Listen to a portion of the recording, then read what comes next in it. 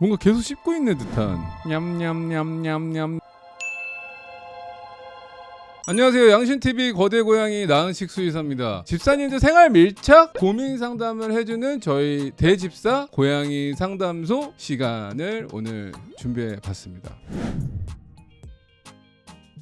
먼저 신양수님이 보내주신 고민이에요. 고양이 프로필부터 먼저 이야기 드릴게요. 이름은 도도, 나이는 2018년 6월생, 대략 3년 정도 된 아이네요. 요정은 벵갈이고요. 성별은 남아, 중성화는 완료된 친구랍니다. 먼저 신양수님이 보내주신 고민 사연은 다음과 같아요. 도도는 사람을 좋아하고 호기심이 많은 수다쟁이 고양이라고 해요. 낯선 사람에게도 먼저 다가가서 관심을 표하고, 그런데 제가 손목과 허리 수술 때문에 보호자님이 8개월가량 집을 자주 비우게 됐고, 다른 곳에 맡기기에는 좀 스트레스를 받을 것 같아서 평소 자주 봤던 지인이 하루 한 번 와서 물을 좀 갈아주고 화장실 치워주고 놀아주기도 했습니다. 집에 올 때마다 도도를 포함한 아이들의 행동이 평소와 같아서 걱정을 좀 덜었는데요. 약 3달쯤 전부터 이유 없이 소가 되새김질 하듯 도도가 입맛을 쩝쩝 다셔요. 과거에도 3일 정도 잠깐 그런 적이 있어서 금세 괜찮아지더니 이번에 또 그러더라고요. 이빨에 이상이 있는 건가 싶어서 확인해 봐도 이상이 없다 그러고, 제 몸이 불편해 놀이 시간이 부족해져서 그런가 싶고, 왜 그런지 정말 알고 싶습니다. 우리 고양이 괜찮은 걸까요? 라고 하면서 고민 영상 보내주셨거든요. 이 친구구나. 뭔가 계속 씹고 있는 듯한 행동을 하네요.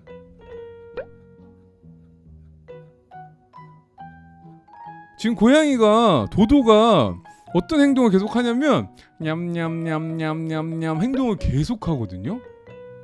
보호자님 입장에서는 제가 왜 입에 아무것도 없는데 왜 입맛을 쩝쩝쩝쩝쩝쩝 계속 다실까라고 진짜 생각을 할 수 있을 것 같아요.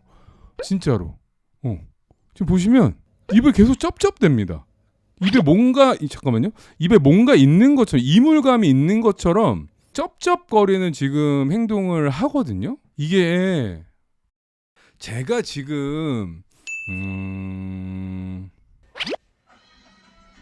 여러분 놀라실 수 있지만 제가 한 번도 이 질환에 대해서 이야기를 해본 적은 없어요. 이게 가능성도 있고 아닐 수도 있습니다. 그래서 제가 정확하게는 말씀드릴 수는 없어요. 솔직하게 말씀드리면.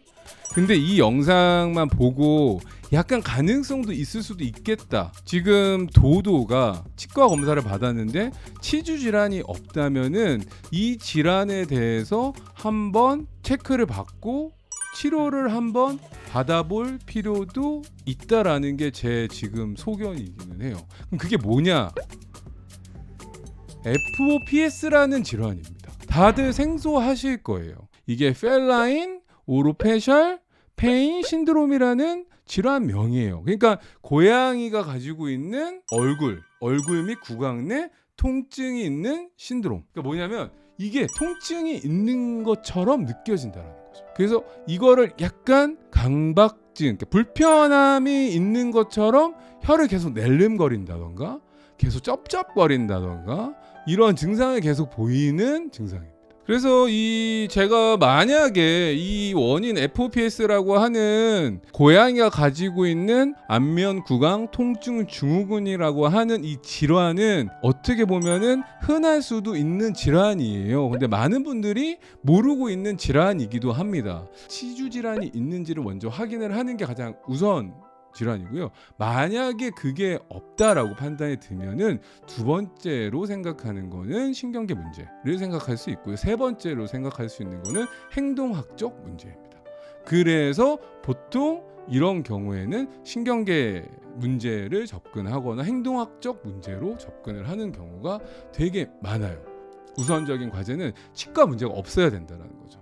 치아 문제가 없다라는 전제 하에만 접근할 수 있는 겁니다. 지금 사연 속에는 병원 갔는데 얘가 섭섭됐는데 치과 문제 하나도 없대요. 뭐 치과 검사하고 치과 엑스레이도 찍었는데 치주 질환도 없고 깨끗한 상태인데 얘가 계속 섭섭된다. 그러면은 제가 말씀드린 FOPS라는 문제에 대해서 고려를 해볼 필요가 있다라는 거죠.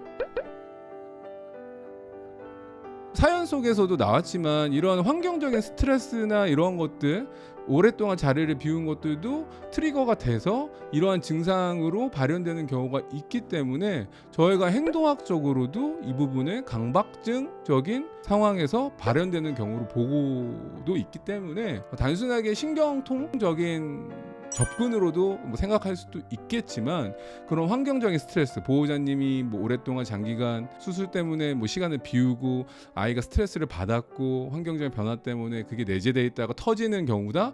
그래서 이런 행동을 보인다. 근데 이제 증상은 심한 편은 아니에요. 이 정도 이렇게 쩝쩝대는 건 심한 건 아니지만 만약에 처치를 행동학적인 처방을 받아서 개선이 된다면은 아마 그러한 스트레스 요인으로 인해서 발현된 거기 때문에 아마 장기적인 약 복용이라든가 이러한 것들은 좀 지시될 수도 있다라고 저는 생각이 드네요. 그래서 기본적으로 환경적인 스트레스, 벵갈이기 때문에 에너지가 좀 많고 스트레스를 좀 많이 받는 편이잖아요. 그런 에너지를 좀 해소할 수 있는 그런 좀 환경을 좀 만들어주고 그다음에 좀 신경을 더 써주시고 그런다면은 그런 것들도 좀 도움이 될 수 있을 것 같고요. 그런 것들이 좀 안 된다면은 조금 약물적인 도움을 받는 것도 도움이 될 것 같습니다. 오늘 대집사 고양이 상담소 언제든지 이런 영상들, 사연들 열려있기 때문에 저희에게 많이 보내주세요. 양신, 저희 비즈니스 메일, 비즈니스도 언제나 환영이지만 이러한 고민 내용들, 영상 항상 환영입니다. 오늘 집사 밀착형 고민 상담소, 대집사 고양이 상담소 내용이 도움이 되셨다면 구독과 좋아요, 알람, 댓글까지 부탁드리면서 안녕!